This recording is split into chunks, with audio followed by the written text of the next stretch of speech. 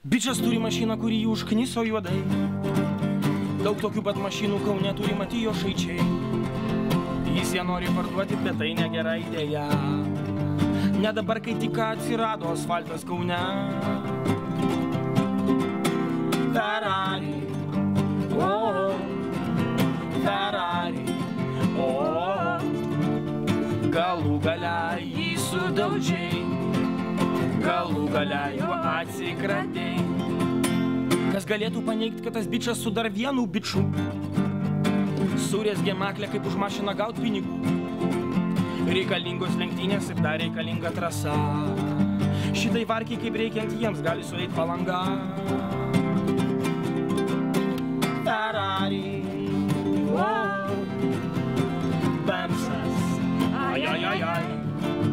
Taip jūs susikirto keliai, bet tu visą tai jau žinai.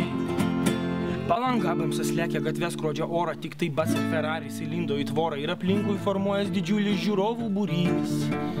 Nes tai amžiaus stebuklas įvykę pas mus pajūry. Draudimas, jo kainos, chana. Žinau, kas laukia visų, keliausime autobusu. Daug kas mano, kad tai tik tai dar vienas to bičo fiasko. Šiaip tai nenės mašiną jis buvo apdraudęs per kasko. Ir tik jūs paklausykite tai, ką dabar jums sakau. Mes nuo šiol už draudimą mokėsim truputį brangiau. Draudimas, jo kainos, chana.